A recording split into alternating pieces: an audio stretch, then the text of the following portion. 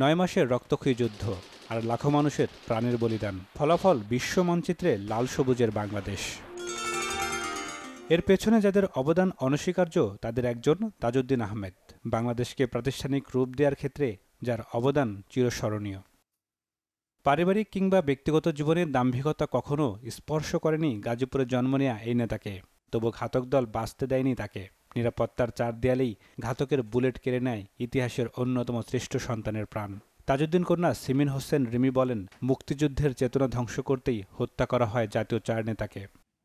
এই নিষ্ঠুর হত্যাকাণ্ড আমি এখনো মনে করি যে এটা আমাদের জন্য একটি ধিক্কারজনক, আমাদের স্বাধীনতার যে পথ চলা সেখানে একটি বড় একটা বাধা। 41 বছরও জেল হত্যার বিচার না হওয়ায় ক্ষোভ জানান প্রথম অস্থায়ী রাষ্ট্রপতি সৈয়দ নজরুল ইসলামের স্বজনরা। আজকে জননেত্রী শেখ হাসিনার সরকার, মুক্তিযুদ্ধের সরকার ক্ষমতায় আছে। আশা করি আমাদের যে হতাশা, আমাদের যে ক্ষোভ, সেটা প্রশমিত হবে।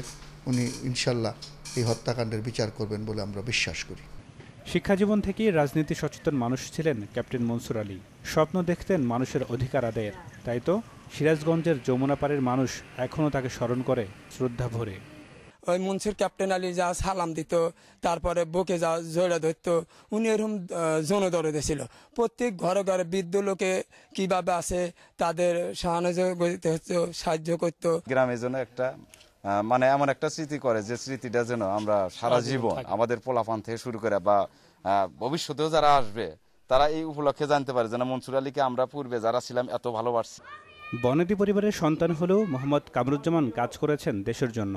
ঘনিষ্ঠজন আর বিশ্লেষকরা মনে করেন রাজশাহী অঞ্চলে তার মতো নেতা আর একজনও তৈরি হয়নি। বঙ্গবন্ধু জাতীয় চার নেতাকে হত্যা না করে তারা যদি ক্ষমতায় থাকতেন আরও বেশ কয়েকটি বছর, তারপরে যদি পরবর্তী প্রজন্মরা দায়িত্ব নিত, বর্তমান নেত্রী শেখ হাসিনা যিনি প্রধানমন্ত্রী আছেন, এই ধারাবাহিকতাটুকু থাকলে আমার মনে হয় যে এই যে রাজনীতির যে একটা বিচিত্র রূপ ধারণ করেছে বাংলাদেশে, এটি সৃষ্টি হতো না।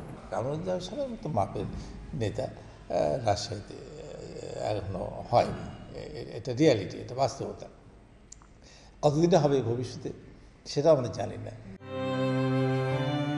একটা প্রশ্ন বারবারই উচ্চারিত হয়, চার নেতা হত্যার এই ক্ষত আর কতদিন বয়ে বেড়াবে বাংলাদেশ? নাদিম হোসেন, চ্যানেল 24।